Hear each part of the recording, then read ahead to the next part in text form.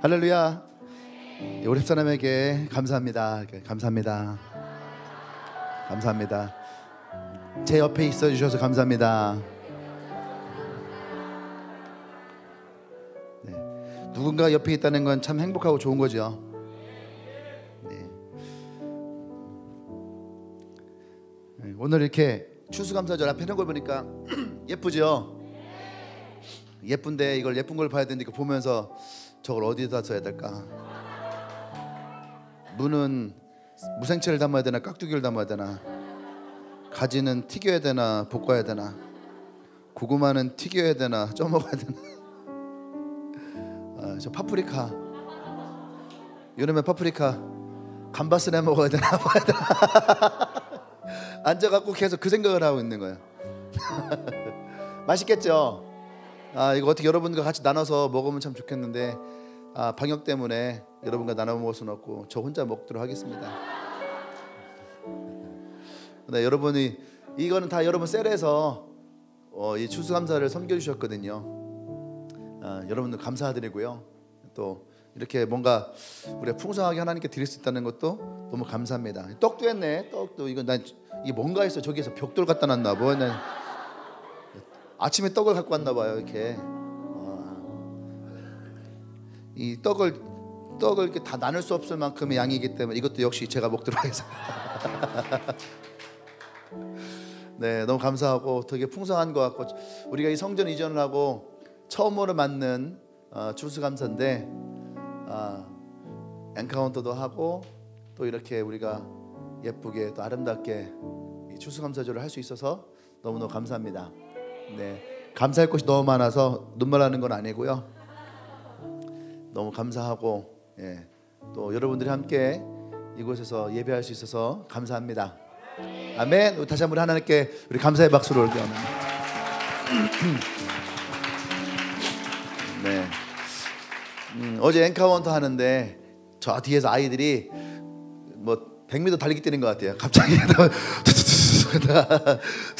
갔다가 근데 엄마들 신경 쓰지 말아요.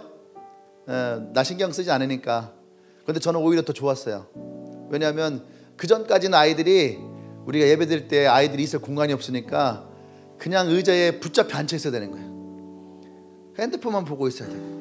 움직일 수도 없고 떠들 수도 없고. 근데 아이들의 공간이 생기니까 아이들이 마음껏 뛰어다니고 재밌어하고 즐거워하고 교회 오는 걸 행복해하고. 그게 교회 아니에요? 그렇죠? 네. 그러니까 아이들 떠들고 뭐 뛰고 그래도 여러분 신경 쓰지 말아요. 우리가 어제 얘기했죠. 저에게 집중하세요. 예수님께 집중하세요. 우리 말씀에 집중하면은 저 아이들이 뛰던 말던 전혀 신경 쓰지 않아요. 근데 저 아이들은 뛰면서 하나님의 은혜가 그 아이들에게 들어가는 거예요. 저는 아이들이 교회가 놀이터가 됐으면 좋겠고 여러분들도 놀이터가 됐으면 좋겠고 그래서 진짜 3층에 탁구장을 놨더니 여러분 놀이터가 됐어요.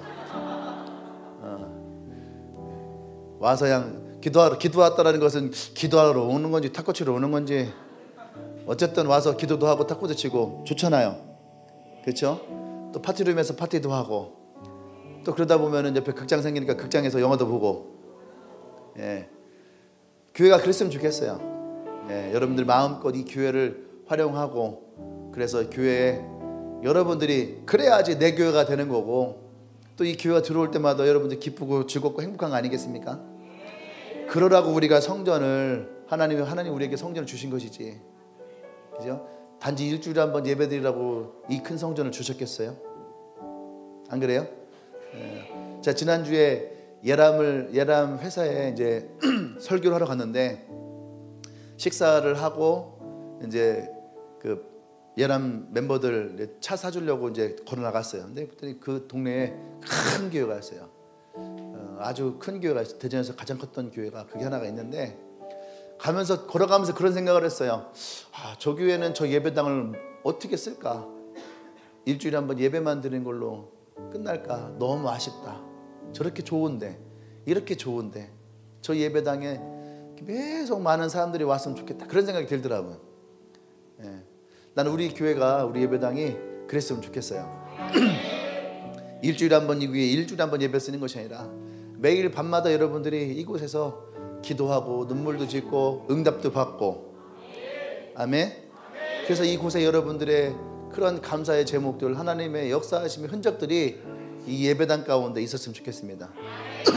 아멘. 네, 우리 그런 의미에서 다시 한번 우리 하나님께 감사 박수 올립시다.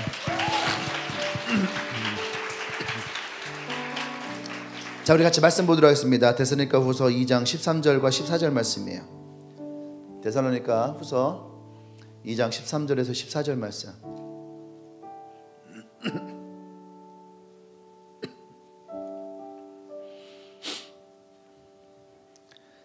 자, 우리 13절은 자매들이, 기니까 긴 건 자매들이, 14절은 형제들이 그렇게 읽도록 하겠습니다. 13절. 자, 시작.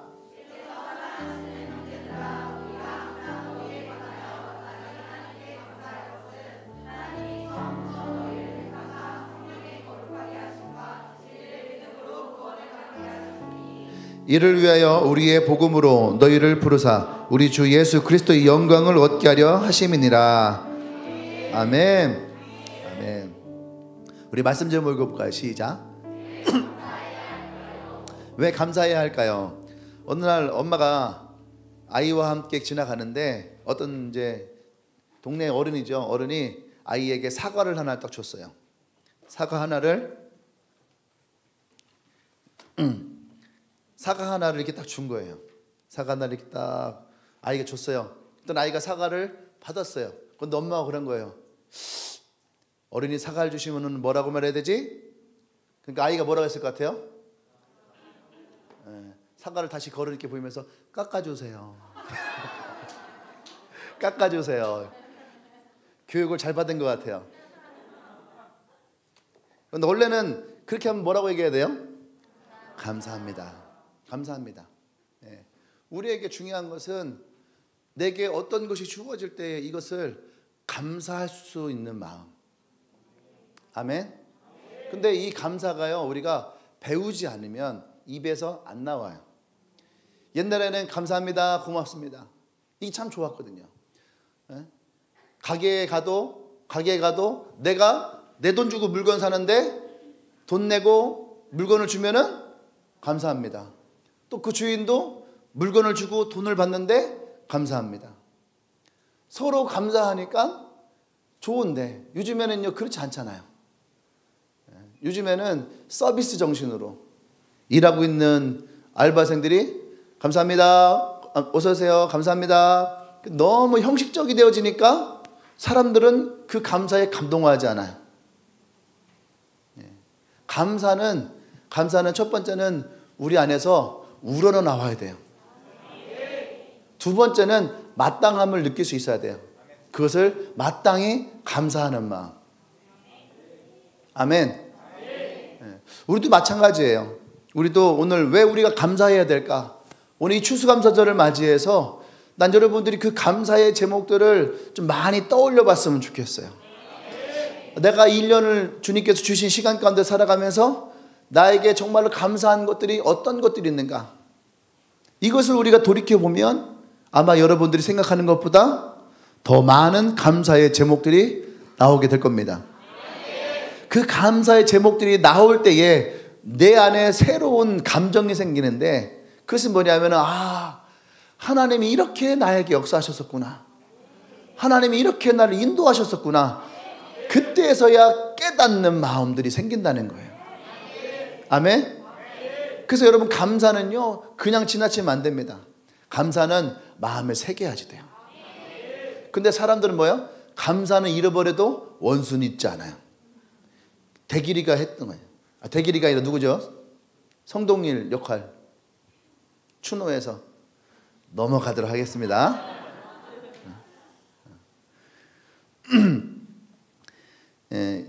아이아코카라는 분 아세요? 아이아코카. 전 어릴 때에 이 아이아코카, 코카콜라처럼 이름이 비슷해요. 아이아코카. 그래서 저는 이 이름을 기억하거든요. 그래서 설교다 보니까 아이아코카가 포드사에서 근무를 했어요. 36년을 근무를 했어요. 근데 그분이 자서전을 썼거든요. 30년 근무하면서 평사원으로 시작해서 사장까지 된 분이에요. 이분이 프린스턴 대학교 공학 석사, 그냥 공부도 꽤 잘한 거죠. 그래서 이 젊음을 바쳐서 포드에서 열심히 일을 했어요. 근데 헨리 포드 2세, 재벌 2세죠. 헨리 포드 2세와 다툼이 일어나는 거예요. 그 결국은 헨리 포드 2세에 의해서 이제 잘립니다. 해임을 당했어요. 해임을 당하고 나오니까 마음이 너무 힘든 거예요. 내 젊음의 인생을 다 쏟은 회사인데 아무리 기업주의 아들이라도 감히 나를 잘라? 두고 봐. 내가 복수할 거야. 복수할 거야. 복수할 거야. 그 마음 안에 이 복수에 대한 마음이 일어나고 있는 거예요.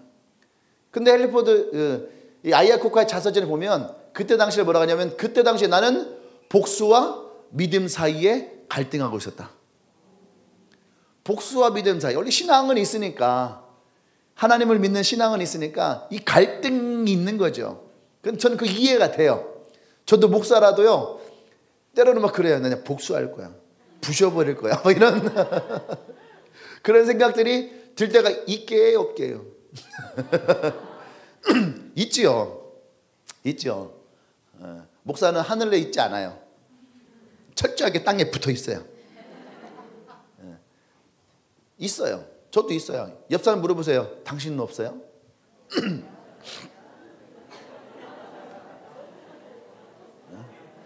서예리만 부셔버릴 거리 하잖아요. 누군지 알죠? 서예리. 네. 왜 너는 나를 만나서 이 쓸데없는 기억력들이죠. 저 잊어버릴 만도 한데. 근데 이분이 그때에 기도하는 중에 어떤 마음이 드냐면, 기도하는 중에 하나님이 이 기회를 통해서 나에게 더 좋은 곳으로 인도하시지 않을까라는 마음이 생긴 거예요. 그래서 기도하던 중에 마음을 돌이켰어요. 내가 지금 이렇게 된 것도 하나님께 감사하자. 그리고 하나님이 나에게 더 좋은 기회를 주실 것에 대해서 먼저 감사하자. 그래서 해임당한 지 4개월 만에 클라이슬러 회사에 이분이 사장으로 취임하게 돼요. 근데 이제 지금은 그러는데 그때는 그 당시에 이 회사는요, 거의 부도일보 직전에 절반 이상의 직원들을 감원을 했어야 됐고, 그리고 빚도 많은 회사고. 근데 이분이 들어가면서 했던 게 있어요. 아주 유명해요. 나의 연봉은 $1. 나의 연봉은 $1. 그리고 $1의 연봉을 받으면서 이분이요, 회사를 살리기 시작을 해요. 결국은 5년 만에 해임했던 모든 직원들을 다시 다 불러들였어요. 그리고 삭감했던 월급들도 다시 다 올려주고. 그래서 오늘날의 카이슬러가 일어나게 된 거예요.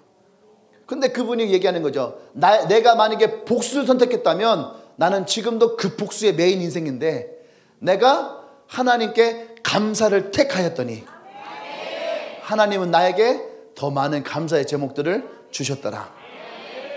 할렐루야. 아멘. 독일에 보네퍼러 가는 목사님이 이런 얘기를 합니다. 기독교인과 비독교인을 구분하는 방법은 간단하다. 불평과 원망을 일삼는 사람은 비기독교인이지만 범사에 감사하는 마음으로 살아가는 사람은 바른 기독교인이다. 물론 이 모든 비기독교인들이 원망과 불평을 하는 건 아니죠. 모든 그리스도인들이 감사와 은혜를 많이 있는 것도 아니죠. 근데 여기서 얘기하는 포커스는 뭐냐? 진짜 그리스도인은 감사할 줄 아는 사람이다. 아멘? 우리가 감사라고 하는 것은요, 기독교인들, 예수를 믿는 사람들에게 하나님의 살아계신 증거의 상징과 같은 거예요.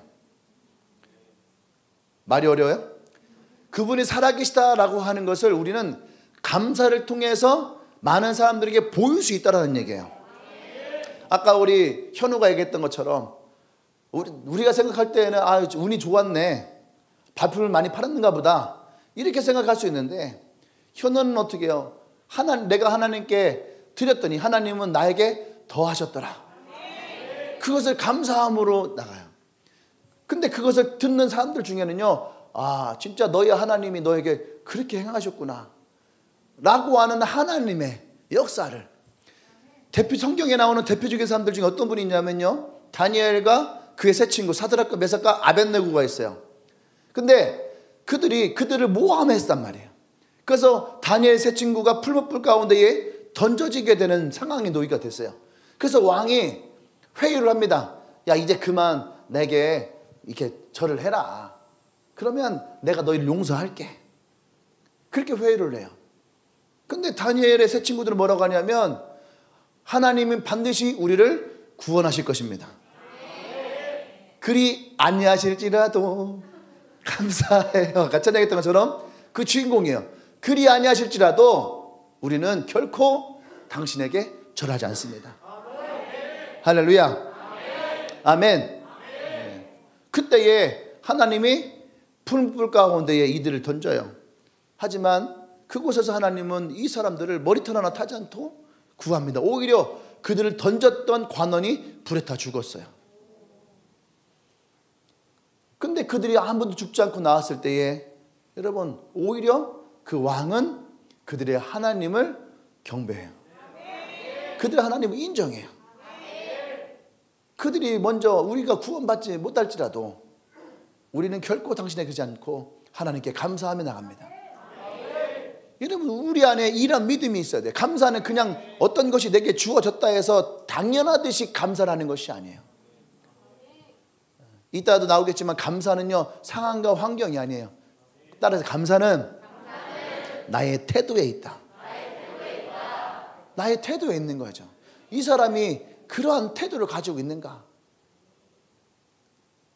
그때에 하나님은 우리 가운데에 더 역사하신다는 거예요. 아멘. 오늘 이 성경을 쓴 사도 바울은요, 다메섹으로 가던 길에 예수님을 만납니다.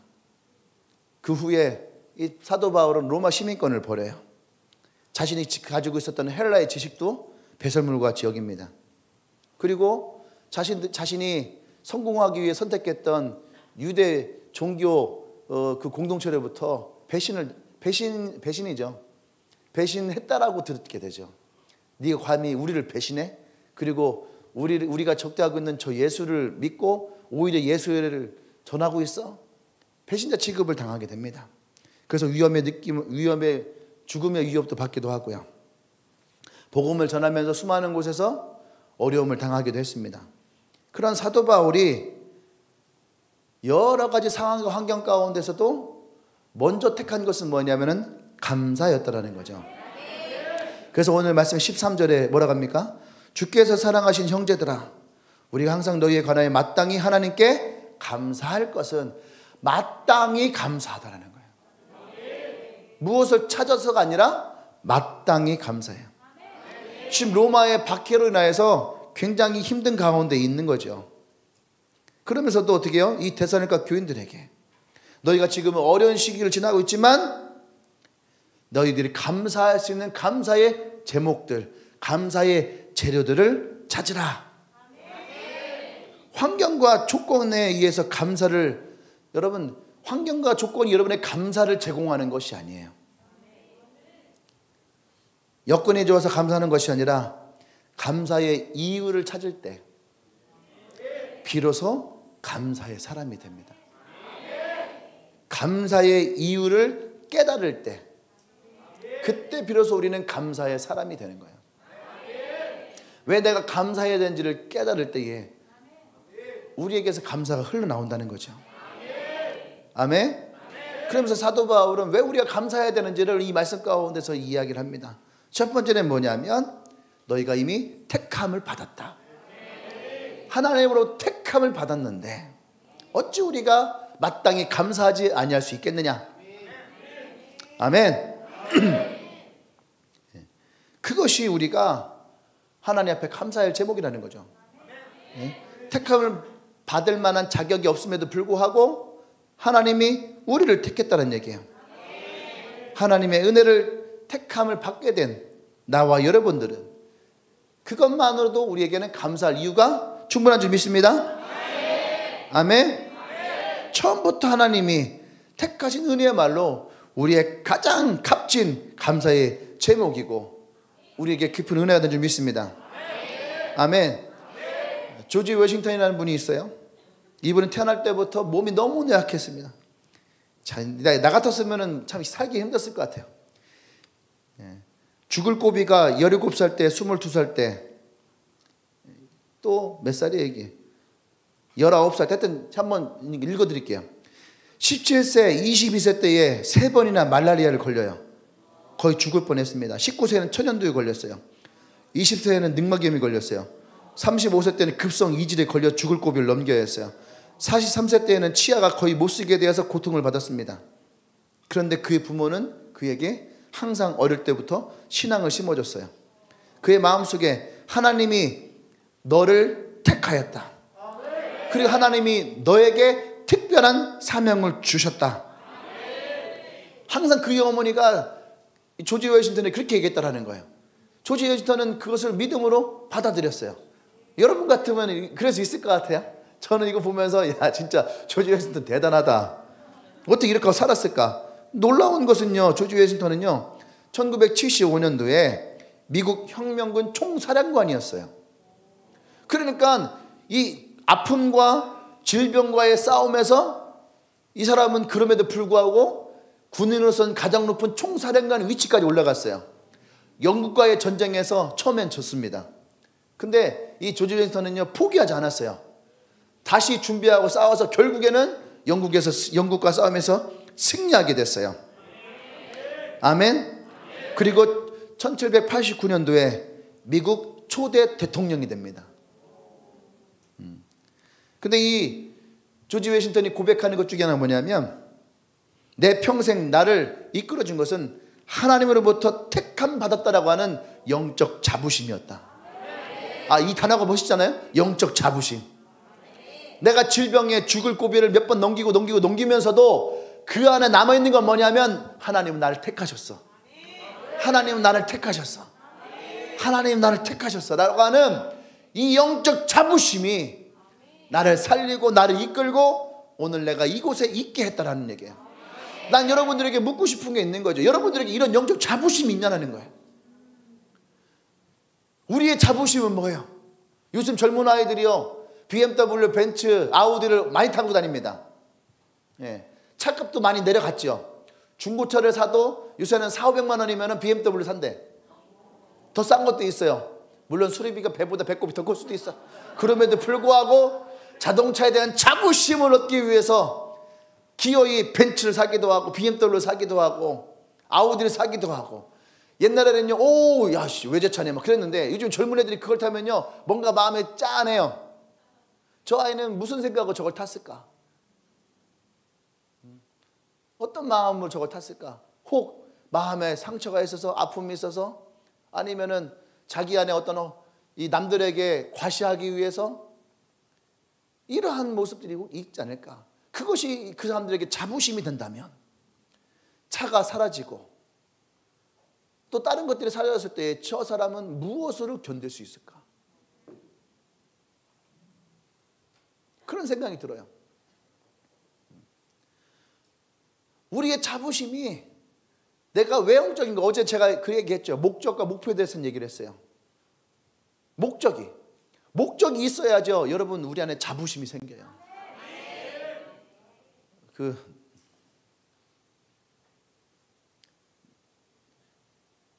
성 어거스틴이 지나가는데 어떤 할머니가 바닥을 쓸면서 청소하고 있는 거예요. 그랬더니 어떤 분이 그분한테 그랬다는 거예요. 아이 할머니 왜 여기서 이렇게 쓸고 있는 거예요? 그러니까 그 할머니가 뭐라고 하냐면요, 우리가 볼 때 바닥을 쓰면은 그 환경미화, 옛날에는, 지금은 환경미화 공무원이니까요 막 젊은 친구들 많이 한다고 하지만 옛날에는 안 그랬어요. 옛날에는 이런 걸 하고 그러면요 못 배운 사람들이 한다 이런 생각이 많이 했거든요. 그건 지금은 뭐 그런 건 없어졌죠. 근데 어쨌든 그 할머니가 어떻게 보면 약간 표현이 좀 그럴지 몰라요. 천한 일을 하는 것처럼 사람들이 생각할 수 있는 거예요. 근데 이 할머니 안에는요 영적 자부심이 있는 거예요. 뭐라고 하냐면은 바닥에서 딱 피더니 할머니가 나는 지금 하나님이 창조하신 일 부분을 내가 깨끗이 하고 있는 중이다. 야, 멋있지 않아요? 거기에서 어거스틴이 깨닫는 거예요. 야, 이것이야말로 진짜 하나님이 왜 나를 이 땅에 부르는지 그 목적을 분명히 하는 사람이다. 그러니까 내가 이 목적이 분명하니까 내가 청소를 하던 똥을 푸던 음식물 쓰레기를 뒤지고 있던 이것이 부끄럽지 않은 거예요. 왜? 내가 지금 그 목적 가운데에 내가 살아가고 있으니까. 목적이 분명하면요, 여러분, 내 안에서 이 영적인 자부심이 분명한 거예요. 아멘. 근데 저는 그 말씀 보면서 조금 부끄럽고 창피하고 좀 회개했어요. 왜냐하면 목사라고 하는 자리는 사람들이 볼 때에 어떤 영적인 자부심을 가질 수 있는 자리죠. 근데 그거 아세요, 여러분? 성도가 없는 아주 초라한 시골 그 지하에 있는 목사는요, 그런 영적 자부심을 갖기가 굉장히 힘들어요. 사람들이 물어보거든요. 어디 가면 목사라고 하면 그러세요? 교회가 어디 있어요? 그럼 거기서부터가 쫄려. 거기서부터 쫄리는 거예요. 뭐 저쪽 대전대 근처에 용운동이라는 동네에 있습니다. 그래요. 교회가 어디 있는 교회? 교회요. 길가에서 들어가면은 주택가에 있는 뭐 지하에 있는 교회요. 지하에 계시는구나. 그러면은요, 그 사람 그냥 지하구나 알았다라고 하는 표현일 텐데, 저는요, 왜 내가 지하 산다고 불쌍한 거야?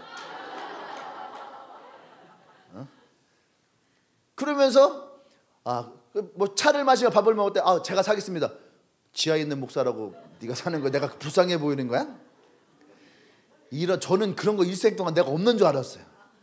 그런데 있더라고. 나도 모르게 있는 거예요. 그래서 그때 제가 공황장애는 아니지만 공황장애 비스무리한 게 나오는 거예요. 왜? 사람을 만나기가 싫어요. 만나면 다 설명을 해야 되는 거야. 근데 이 설명 가운데서 또 이렇게 그들에게 내가 뒤지기는 싫잖아요. 그러니까 나도 모르게 내가 영적 자부심을 찾아내기 위해서 하나님이 저에게 말씀을 주셔서 저에게 이래서 나를 개척하게 30분을 설명해야 돼. 근데 그 사람들은요, 그렇군요, 네, 관심이 없어요. 근데 나는 어떻게 하든지 거기서 내 영적 자부심을 살리려고 나는 계속 얘기하는 거예요. 그러니까 뒤돌았으면요, 어떨 것 같아요? 잘했다, 그래 성진 잘했어, 이럴 것 같아요? 더 초라해져요. 내가 왜 거기서 구구절절하게 그런 얘기를 했을까? 그냥 안 해도 되는데 뭐 하려고 그거 했을까, 이 바보같이. 그러면서 어떤 마음이 드냐면은 다음에는 나가지 말아야지, 다음에는 만나지 말아야지, 다음에는 가지 말아야지, 그런 생각이 들어요. 왜 그래요? 하나님의 목적을 잃어버린 거예요. 내가 하나님의 목적을 잃어버리고 어떻게 된 거예요? 그 자리, 그 위치, 그 상태, 그것만이 내 눈에 보이니까 영적 자부심은 산산조각 나는 거예요. 지금 이 시대의 교회의 가장 큰 어려움이 뭔지 알아요? 영적 자부심이 다 깨졌어요. 이 코로나 시기가 오고 그러면서 매스컴에서 뭐 교회 2명 3명만 코로나 환자가 나와도 교회발, 그러면서 막 밑에 사람들이 막 교회가 없어져야 된다, 저것들은 왜 모여서 예배를 드리냐, 집에서 예배 드리면 되지. 그러면서 쥐들은 왜 밖에 나가서 밥 사먹고 밖에 나가 여행을 해? 그 집에 처박혀갖고서 영상을 보면 되지. 안 그래? 무슨 죽을 놈의 글램핑을 다니고 그래. 집에다 텐트 치고 있으면 되지. 똑같은 거야. 안 그래요? 교회에서 밥 먹지 마라. 식당에 가봐 수백 명이 모여갖고서 마스크 벗고 다 밥 먹고 있어요. 교회에서만 뭐 바이러스 우글우글 되는 거예요? 그러면서 우리 안에 영적 자부심이 그냥 주저앉는 거예요. 어디 가서 나 교회 다닙니다 말도 못하는 거예요. 그런 영적 자부심들을 막 죽여버리는 거예요. 죽여버리고. 이 시대의 가장 큰 위기는요, 성도 수가 줄어드는 게 아니에요. 내가 그리스도의 자녀라고 하는 영적 자부심이 깨어지고 있다는 거예요. 하나님이 우리를 택하셨다고 하는 이 영적 자부심이 우리에게서 깨지는 거예요. 하나님은 우리를 위해서 스스로 이 땅에 오셔서 십자가를 지시고 죽기까지 그 피를 다 흘리시고 우리를 구원하셨는데, 우리는 나를 위해 구원하신 그 주님이 부끄러워지는 거예요. 예전에 제가 우리 아버지가 개인 택시를 했어요. 개인 택시를. 우리 아버지 보면 안 되는데 또. 우리 아버지 개인 택시를 하셨는데 내가 중학교 2학년 때 시험 기간이었어요. 시험 기간인데 시험 기간에 독서실을 간다고 얘기를 했어요. 그리고 친구들이랑 학교에서 놀다가 이게 걸어가고 있었어요. 걸어가고. 그런데 뭔가 뒤에서 좀 그런 거 있잖아요. 느낌이 안 좋아. 그 뒤를 딱 보니까 저 끝에 차가 있는데 아빠다 생각이 딱 든 거야. 그래서 내가 숨어버렸어. 못 봤겠지. 차가 멀리 있으니까 못 봤겠지. 근데 우리 아버지가 똑같은 거예요. 저 앞에 아들이다. 근데 아들이 숨어버린 거야. 지나가면서 보는데 없는 거야. 그러더니 그날 밤에 이제 밥 먹으러 갔어요. 근데 아버지 집에 들어와 계신 거예요. 왜 들어와시지? 근데 저 모르는 거예요. 성진 일로 와. 너 아까 학교 앞에 너 있었지? 내가 그때도 순수해갖고 거짓말도 네. 그냥 아니요 해야 되는데 네. 근데 우리 아버지가 딱 던진 말이 뭐냐면은 너 아빠가 개인 택시 하는 게 부끄러워? 그것이 아닌데. 우리 정우지 세대들 뭐 얘기하면 그것이 아니오라. 그것이 아닌데 덜덜덜덜 그것이 아닌데. 근데 아버지는 그렇게 느껴진 거예요. 네가 나를 부끄러워하는구나. 내가 개인 택시 하는 것도 네가 나를 부끄러워하는구나. 아빠는 네가 거기 있어서 너를 보고 맛있는 거 사 먹으라고 용돈을 주고 싶었는데 근데 네가 나를 보고 숨는 것을 아빠가 봤는데 너무 아빠가 마음이 아팠던 거예요.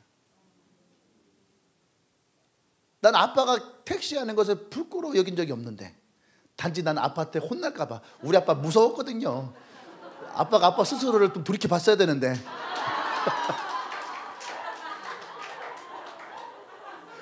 그 무서운 아빠가 뒤에서 막 달려오는데 당연히 피하지. 아빠가 용돈 줄 거라고 누가 생각을 해. 근데 그때에 아무 말도 못했어요. 왜? 무서우니까. 가만히 있었어요. 그래서 마치 내가 아빠를 일하는 것을 부끄러워 여기는 것처럼. 그거 중학교 2학년 때의 기억이 지금도 있어요. 내가 다시 한번 얘기하면 저 아빠를 부끄러워하지 않았어요.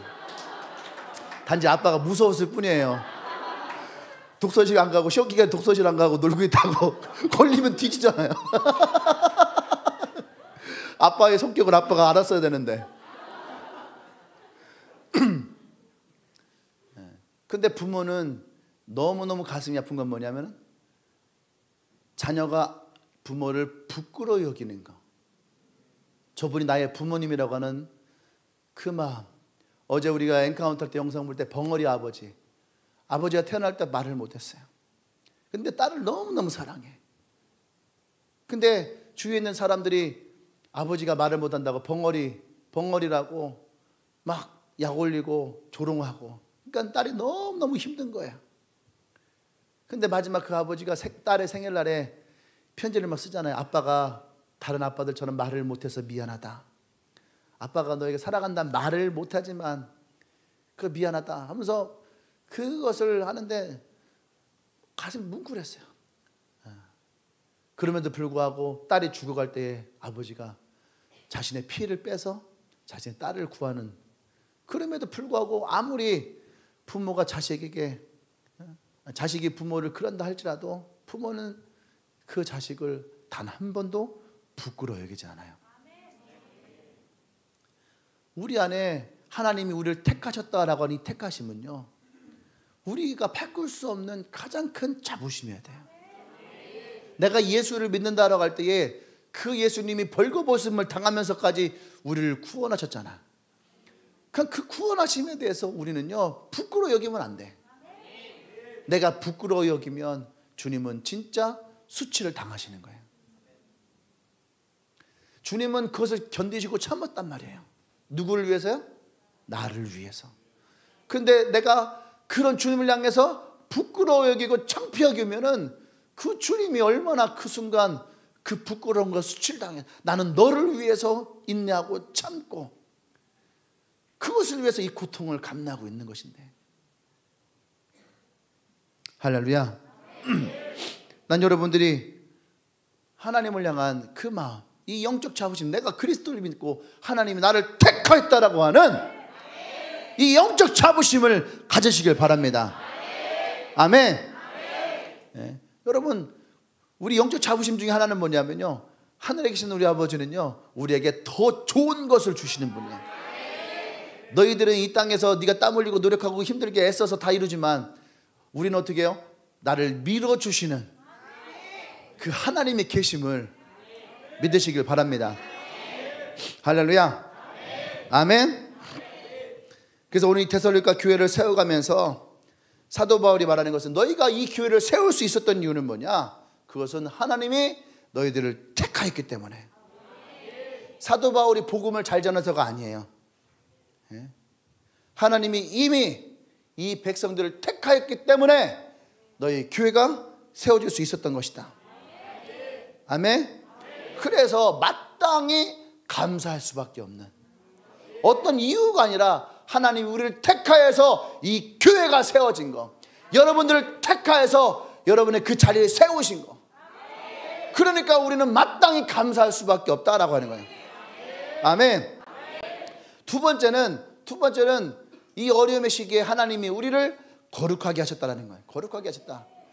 이 로마의 압제 가운데 교회를 세워서 살아가는 이 데살로니가 교인들을 향해서 하나님이 우리를 거룩하게 하셨기 때문에. 아멘. 존 버넌이 쓴 철로역정을 아시죠? 그 철로역정에 보면요, 이 순례의 길에 가던 중에 어느 한 방에 들어가게 됩니다. 근데 그 방에 누군가가 청소를 하고 있는 거야, 청소를. 근데 여기가 딱 그런 것 같아. 청소를 하면 할수록 어떻게 해요? 더 뿌얘져요. 먼지가 더 일어나고 더 뿌얘지는 거예요. 그럼 막 이것이 무엇을 의미하는 겁니까? 그랬더니 인도자가 뭐라 하냐면, 이것이 율법이니라. 이것이 율법이다. 네가 애쓰고 노력하고 청소하고 치우려고 아무리 해도 이것이 치워지는 것이 아니라 오히려 너를 더 뿌옇게 만들고 희미하게 만들고 더 어렵게 만드는 것, 그것이 율법이다. 그러고 다음에 다시 이제 다른 방으로 갔어요. 근데 그 방에 갔는데 그 방은 어떻게 청소하면요, 똑같이 먼지가 많은데 물을 뿌려가며 청소하고 있는 거예요. 물을 뿌려가면서. 그러니까 먼지가 안 나는 거예요. 물었어요. 이것은 무슨 의미입니까? 이것이 뭐냐면, 이것이 성령의 은혜다. 성령의 은혜가 너에게 부어지면 똑같이 이 방에 더럽고 먼지가 있고 그렇지만 성령의 물이 이곳에 부어지면서 너를 깨끗게 하는 것이다. 이것이 성령이고 이것이 은혜의 역사다. 할렐루야. 율법은 결코 내가 혼자서 해결될 수 있는 것이 아니에요. 그래서 율법학자들이 예수님께 물은 거잖아요. 우리에게 새 율법을 주세요. 그때 예수님 뭐라고 말씀하십니까? 이 질문했던 사람들은 어떤 마음이겠어요? 과연 너가 우리에게 말할 수 있는 율법이 뭘까? 왜요? 우리가 인간으로서 살아봤는데 이 율법은 우리를 더 얽매이게 만드는 거예요. 아까 얘기했죠. 목적이 상실돼 버리니까 그들에게 목표만 남는 거예요. 목표가 뭐예요? 1번, 2번, 3번, 4번. 지켜야 될 덕목만 많아지는 거예요. 지켜야 될 것만 많아지는 거예요. 해야 될 것만 많아지는 거예요. 하면 할수록 더 많아지는 거예요. 그러니까 어떻게 돼요? 지치는 거죠. 힘든 거죠. 그리고 끝을 알 수가 없는 거예요. 근데 예수님이 뭐라고 말씀하십니까? 너희들은 잘못됐다는 거예요. 너희들이 지금 하고 있는 이것은 하나님이 내가 너에게 주었던 율법의 진정한 의미가 아니다. 율법의 진정한 의미는 뭐냐면 하나님과 백성의 관계를 맺는 거였어요. 그들이 올바르게 하나님을 믿고 따를 수 있도록 준 것이 율법이었어요. 그들에게 이 율법으로 얽매이게 하는 것이 아니었다는 얘기예요. 야, 예배 드릴 때 11시까지 와야지 돼. 예배 끝나고 셀모임 할 거야. 셀모임 할 때는 큐티 책 있어야지 돼. 교회 올 때는 헌금 준비해야지 돼. 이것은요, 율법이에요. 그것이 목적이에요. 그러니까요, 아이들이 어릴 때부터 그 주일날 교회 가야지 돼. 성경 공부해야지 돼. 막 이런 거에만 막 갇혀 있으니까 진짜 짜증나, 힘들어, 난 이제 교회 안 다닐 거야. 본질을 잃어버리는 거예요. 내가 왜 교회 가야 되냐, 본질을 잃어버린 거예요. 똑같아요, 여러분. 왜 내가 율법을 지켜야 되는지에 대한 본질을 잃어버린 거예요. 그러니까 예수님이 뭐라고 말씀하세요?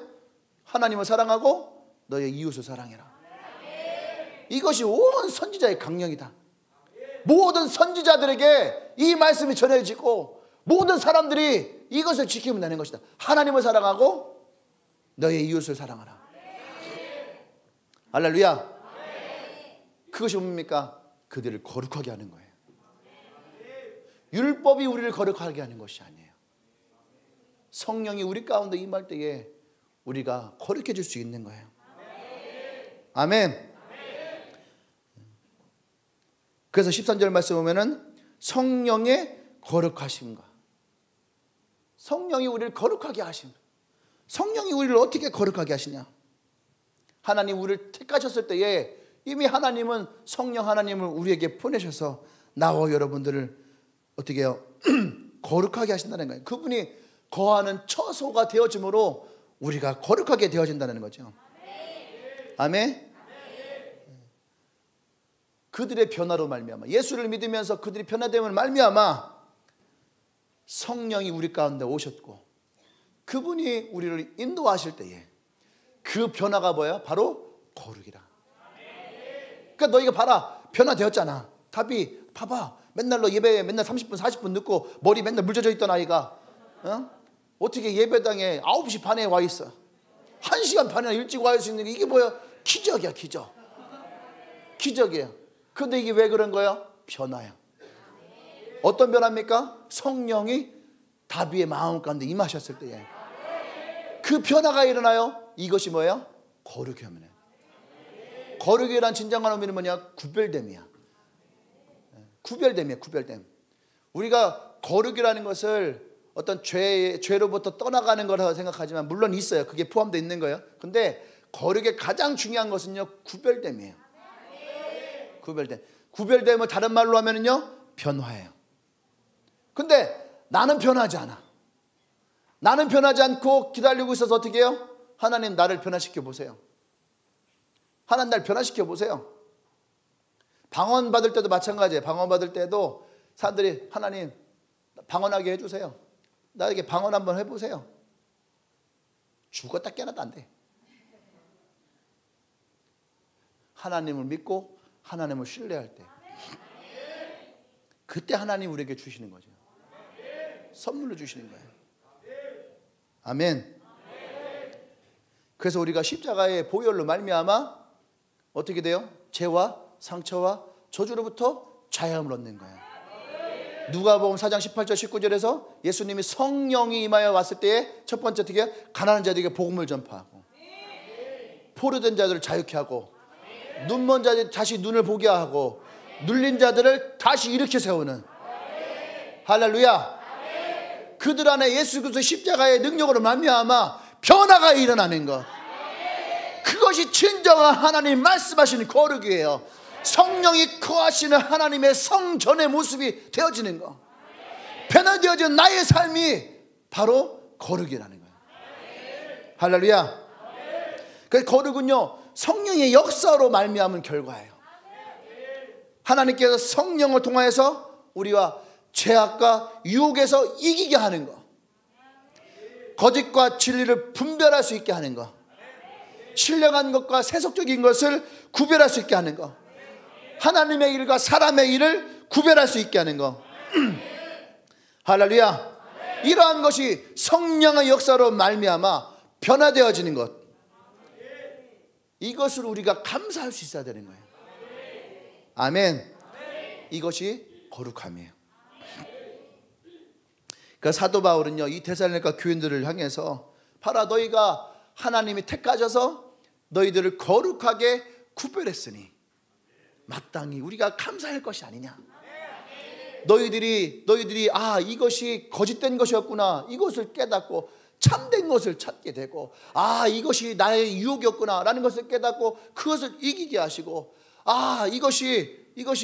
이것이 나의 인생에 저주를 갖고 오는 것이었구나, 이것을 알고 이 저주를 잘라버리고. 그러니까 나는 그 말씀대로 따랐을 뿐인데 어떻게 해요? 내가 거룩한 자가 되어 있는 거예요. 변화된 자가 되어 있는 거예요. 성령이 내 안에 들어와 계신 거예요. 그래서 여러분 아까 우리 신원 리더가 행동하십시오 그랬는데, 변화는요 가만히 있지 않아요.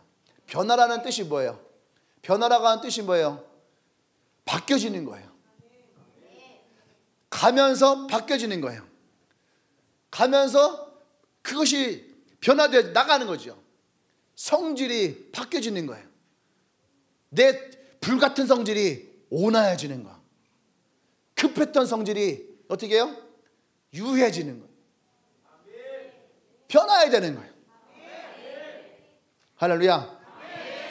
우리가 거룩함이라고 하는 것을요, 우리가 거룩함 그러니까 되게 홀리 홀리 이러면서 뭔가 막 어떤 막 그런 거 있잖아요. 하여튼 막 그런 걸로 우리는 막 그렇게 배웠어. 근데 진짜의 거룩은요, 거짓과 진리를 구분하는 것부터 시작되는 거예요. 하나님과 하나님이 아닌 것을 구분하는 것부터 시작되어지는 거예요. 형식이 아니에요. 할렐루야. 아멘. 어제 제가 두 번째 터치를 얘기했는데, 두 번째 터치가 바로 여기에 있는 거예요. 그냥 있지 않아요. 내가 그 말씀을 믿고 나아갈 때. 그래서 제가 어제 기도하세요, 기도해 보세요 그랬잖아요. 그거 도전하는 거예요. 도전하는 거예요. 기도하는 거예요. 그 기도하는 중에 하나님의 능력이 임해요. 금식도 하는 거예요. 금식하는 중에 하나님 역사 일어나요. 나에게 그런 노력도 없이 어떻게 내가 더 한 발짝 나아갈 수 있겠어요? 나는 가만히 있는데 내가 나가길 원합니다. 아니에요. 믿음은 발을 떼는 거예요. 그게 믿음이지, 믿습니다 말한다고 믿음이 되는 건 아니에요. 일로 와봐, 일로 와봐, 나 믿지? 와봐. 와야 되는 거예요. 아이가요, 저도 그런 기억이 있는데, 나무에 올라갔다가 미끄러져갖고 나무에 매달릴 때가 있었어요. 근데 우리 큰형이, 야, 내가 받아줄게, 너 받아줄게. 진짜 믿어야 돼? 믿어야 돼? 근데 저는요, 우리 형을 믿었어요. 왜냐하면 항상 나는 막내였고 형은 큰형이었는데, 형은 어릴 때부터 등치가 컸고 나는 어릴 때부터 등치가 작았어요. 그래서 형이 막 맨날 나 이렇게 업고 다니고 그랬었어요. 네. 그래서 항상 수영할 때도 형이 목에다 매달아 놓고 나 수영을 했어요. 목에다가 내가 이렇게 뒤에서 형 등에 업혀서 형이 수영을 했어요. 생각해 보니까 형이 그때 초등학교 5학년, 6학년, 중학교 1학년 그때였어요. 근데 그때도 우리 형의 등치는 지금 그 등치였어요. 네. 별명이 황소. 중학교 1학년 때 망골고개라고, 항상 동네 가면 고개가 높은 데 있잖아요. 기아가 없는 짐자전거에 친구들 3명을 태우고선 망골고개로 올라와. 허벅지가 이만. 중앙선에서 볼을 빡 차면 일직선으로 쫙 가다가 골대를 딱 맞으면 골대가 띵 하고 흔들려. 힘은 겁나 세. 힘 겁나 세요.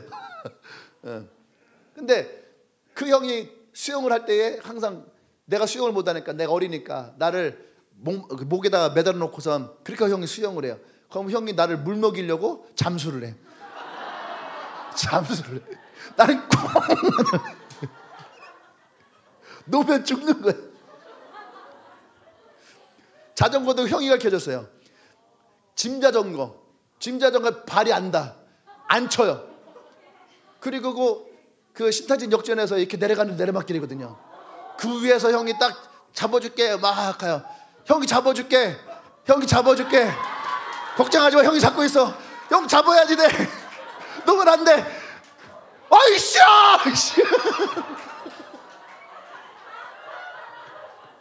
직진밖에 못하는데 그 길은 4차선 도로에 도로. 지금 생각 미친 거죠. 제정신이 아닌 거예요. 그렇게 자전거를 배웠어요. 그렇게 자전거. 그래, 그 나무에 매달렸을 때에 형이 놔. 그때 저는요, 그 믿음이 있어요. 아, 우리 형 힘이 좋아, 나를 잡아줄 수 있어. 그러니까 의심하지 않아요. 놔요. 높은 데서 뛰어내릴 때, 야, 뛰어내려, 걱정하지 마, 형 잡아줄게. 그러면 생각 안 하고 뛰어요. 가끔 속을 때는 있지만, 아주 가끔 속을 때가 있지만, 그래도 대부분은 장난인 걸 아니까 받아주고 잡아주고 믿음이 있어요. 이게 무슨 말인 줄 알아요? 여러분들 하나님과의 관계에서 여러분들이 기도하면서 그 믿음을 키워나가야 돼요. 그래서 여러분들이 영역을 넓혀야지 돼요. 자전거 탈 때에 하나님이 나를 넘어지지 않게 하실 것이다. 그리고 오히려 나를 이 자전거로부터 자유하게 타게 하실 것이다. 그 믿음이 여러분에게 생겨야지 그 영역을 넘어가는 거예요. 수영을 할 때에 내가 지금 형이 나를 물을 먹이지만 하지만 형이 나를 반드시 수영을 가르칠 것이다. 내가 다음에는 네 물에서 자유할 것이다. 이것을 경험하면서 넘어가야지 돼요. 할렐루야. 마지막 세 번째는 무엇을 감사했냐면 우리의 구원을 받은 것을 감사했어요. 13절에 진리를 믿음으로 구원을 받게 하심이라. 진리는 복음 안에서 가르쳐주는 구원의 방법이에요. 진리는 우리가 구원을 받을 수 있는 방법을 가르쳐주는 거예요. 그래서 예수님이 뭐라 했어요? 너희가 진리를 알아라. 진리가 너희를 자유케 할 것이다. 그 자유가 뭐예요? 율법 안에서. 율법으로부터 너가 자유해질 것이다. 그 시대의 사람들은요, 율법에 묶여 있었어요. 매어 있었어요. 하면 할수록 더 이게 막 쪼여드는 그러한. 근데 예수님 뭐라 그래요? 진리를 알면 너가 자유케 될 것이다. 할렐루야. 그 진리는요, 우리가 하나님의 구원에 이르는 그 길을 우리에게 제시해 줍니다. 그 예수님 뭐라고 하십니까? 요한복음 14장에서 내가 곧 길이요 진리요 생명이니. 예수님이 그 길이고 진리고 생명이에요. 그래서 우리는 예수 그리스도로 말미암아 아버지께 나아갈 수가 있는 거예요. 아멘. 그래서 우리는 예수 그리스도의 죽으심과 부활하심을 믿음으로 우리는 구원을 받게 되었죠. 이것을 우리가 이 진리를 믿을 때에 이 진리는 우리를 구별되게 합니다. 이 진리는 우리를 구원의 길로 인도해요. 이 진리는 흔들리는 세상 가운데서 바뀌어지는 진리라고 하는 그 가운데에서 우리를 견고하게 만들어줘요. 그래서 우리는 이것에 대해서, 내 구원을 받은 것에 대해서 감사해야 돼요. 십자가에서 죽으시고 부활하신 예수님에 대해서 감사해야 돼요. 그 보혈을 흘리시면서 우리를 구원하신 그 하나님에 대해서 감사할 수 있어야 돼요. 아멘. 소련에 후르시초프라고 하는 사람이 있었어요. 후르시초프 수상이죠. 근데 그때 당시 미국이 세계에서 가장 잘 살 수 있는 이유는 한 가지밖에 없다. 그러니까 미국이 잘 사는 이유가 있다라는 거예요. 그 이유가 뭐냐 했더니 미국 사람들은요, 감사를 많이 한대. 감사를. 생각해보면 진짜 감사 많이 하죠. 이제 뭐 할 때마다 땡큐. 그러니까 우리도 사실은 땡큐를 되게 많이 써요. 그냥. 그죠? 아는 영어가 그거 하나밖에 없어서인지 몰라도 땡큐. 그냥 오케이도 그냥 땡큐 하면 다 돼. 그죠? 땡큐라는 단어 참 많이 써요. 근데 어디에 쓰는 줄 알아요? 아닌데도 땡큐해. 노 땡큐. 아닌데도 우리 같으면 봐요. 좋아요. 싫어요. 이게 분명하거든요. 그런데 미국은요, 다 감사야. 땡큐, 노 땡큐.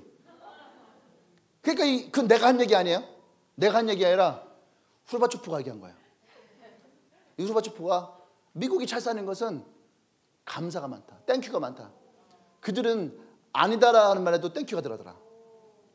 감사가 많아서 미국이 오늘날 세계에서 가장 잘 사는 나라가 되었다.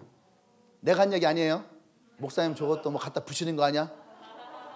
후르시초프가 하는 거예요. 그런데 생각해 보니까 맞는 것 같아요. 감사는 우리의 어마어마한 능력이라는 거죠. 아멘? 감사는요, 강력한 항암 작용이 있대요. 감사는 해독장도 되고, 감사는 방부제도 되고, 병든 자를 치유하는 능력도 있어요. 그것이 감사예요. 아멘? 감사는 사람을 변화시키기도 하고, 감사는 사람의 능력을 입히기도 합니다. 우리에게 어떤 어려움이 있어도 우리가 이 추수감사절을 통해서 하나님의 감사를 다시 한번 돌이켜보기를 원합니다. 하나님의 구원에 감사하고 감사의 조건이 있어서 감사하는 것이 아니라 감사는 마음의 태도에 있다라는 거. 아멘. 없는 것 때문에 불평하지 마십시오. 약한 것 때문에 고민하지 마세요. 힘들다고 낙심하거나 좌절하지 마십시오. 지나간 것에 미련을 갖고 안타까워하지 마십시오. 구원받은 사실 하나만으로도 우리는 마땅히 감사할 수 있다는 것을 깨닫길 바랍니다. 아멘.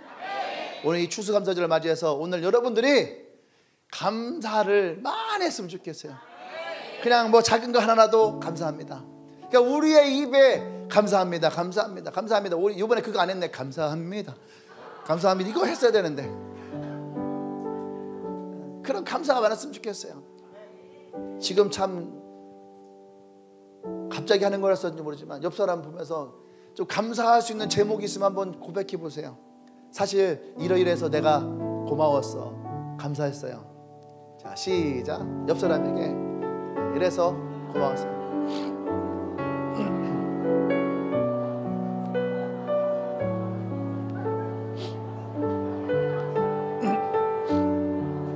자, 우리 행복을 감사로 한번 가사 바꿔볼래요? 감사로. 행복을 감사라는 단어로 한번 바꿔줘 보세요. 그래서 노래 한번 불러볼까요? 행복 대신 감사로. 찬양팀 나오시고요. 오늘 여러분들이 가장 감사한 날 되길 바랍니다.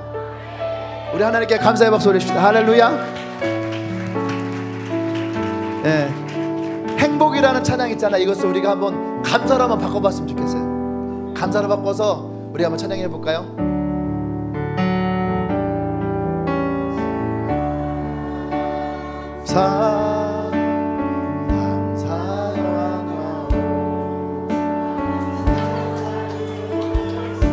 그냥 하세요.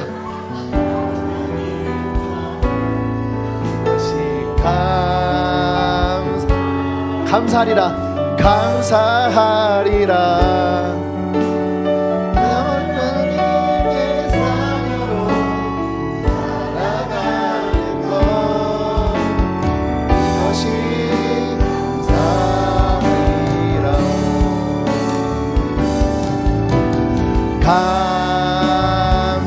감사하리라, 감사하리라. 세상에 알 수 없는 하나님 선물, 그것이 감사하리라. 하나님의 자녀로 살아가는 것,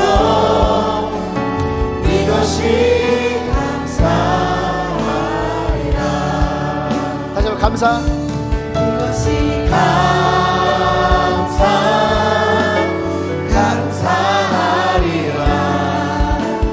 세상이 알 수 없는 하나님 선물, 그것이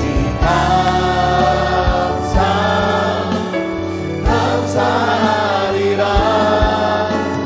하나님의 자녀로 살아가는 것, 이것이 감사하리라. 이것을 감사하리라. 이것을 감사하리라. 감사하리라. 세상을 알 수 없는 하나님 선물, 이것을 감사하리라. 감사하리라. 하나님의 자녀로 살아가는 이것을 감사하리라. 아멘. 할렐루야. 우리가 하나님의 자녀로 살아가는 거, 여러분 이것을 우리가 감사합니다. 아멘. 우리 다 같이 자리에서 일어날까요? 일어나서 우리 한 가지만 같이 기도하십시다. 한 가지만 같이 우리가 두 손을 높이 들고 하나님을 바라보면서 감사했으면 좋겠어요. 하나님이 나를 택하시니 감사합니다. 이 시대에 하나님 나를 부르시니 감사합니다. 하나님의 이 진리를 알게 하시니 감사합니다. 나를 구원하셔서 하나님의 자녀로 살아가게 하시니 감사합니다. 그렇게 우리가 하나님 앞에 기도하며 나가겠습니다. 함께 기도합니다. 감사하리라.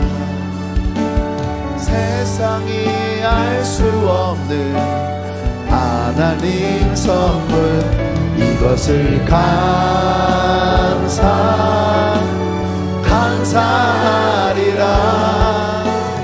하나님의 자녀로 살아가는 것, 이것을 감사하리라. 이것을 감사하리라.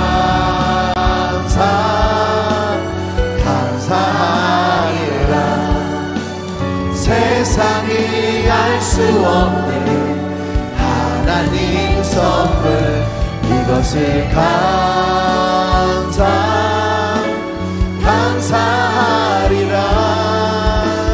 하나님의 자녀로 살아가는 것, 이것을 감사하리라. 하나님 감사합니다. 우리를 택하신 것도 감사하고, 나를 구별됨을 주신 것도 감사하고, 나를 구원하셔서 하나님의 자녀 삼으신 것도 감사합니다. 하나님, 우리가 하나님 앞에 나아갈 때에 때때로 이 감사의 제목들을 잃어버리고 나갈 때가 참 많이 있습니다. 서운해하기도 하고, 힘들어하기도 하고, 아파하기도 하고. 하나님, 우리가 하나님 이 감사의 제목들을 되찾을 때에 하나님이 내게 부어주셨던 수많은 은혜들을 깨닫게 하셔서 나의 삶에 더 많은 하나님의 감사의 제목들이 넘쳐나도록 주님 은총을 베풀어 주시옵소서. 오늘 특별히 이 추수감사절을 맞이하며 하나님 앞에 나온 주님에게 모든 성도 한 명 한 명을 축복합니다. 이들의 삶에 더 많은 감사의 제목들이 흘러 넘치기를 원합니다. 하늘의 문을 열고 이들에게 부어 주시옵소서. 구하고 찾고 두드릴 때에 하나님의 가장 좋은 선물로 이들에게 부어지기를 원합니다. 하나님 역사여 주시옵소서. 할렐루야, 할렐루야.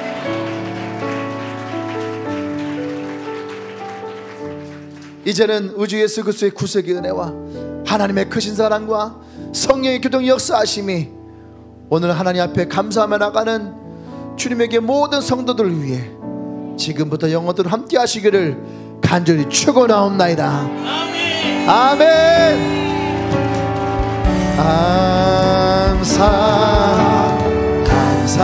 감사하리라.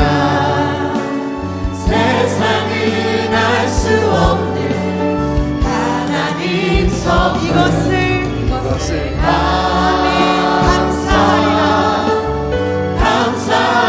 감사하리라. 하나님의 자녀로 살아가는 것, 이것을 감사하리라. 우리 다시 한 번 더 주님께 고백합시다. 이것을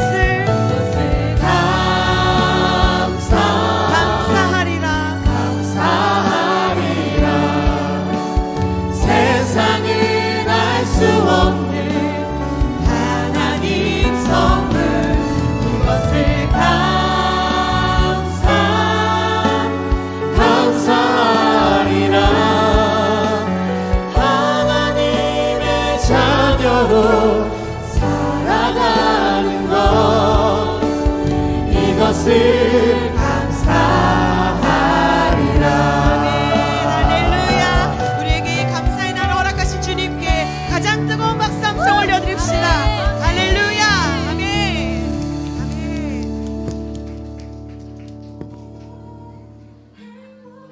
이라오 하나님의 자녀로 살아가는 것, 이것이 행복.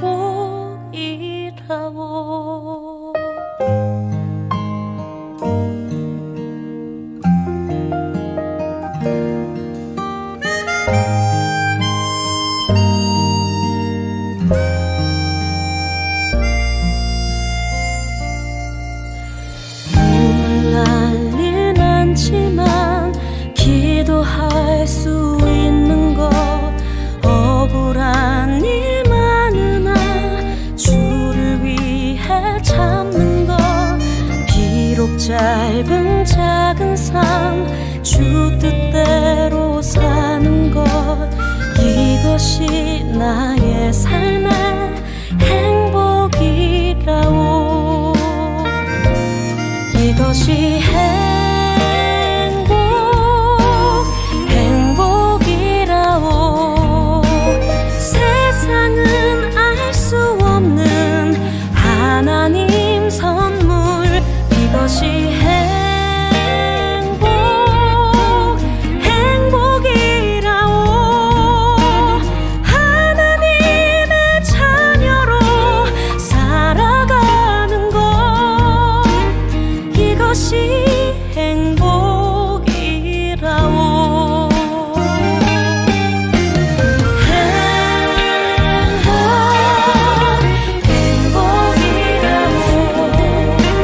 세상은 알 수 없는 하나님 선물, 이것이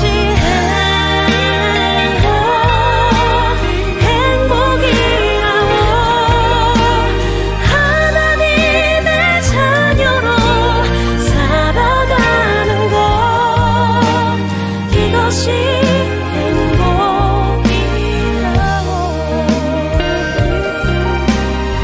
이것이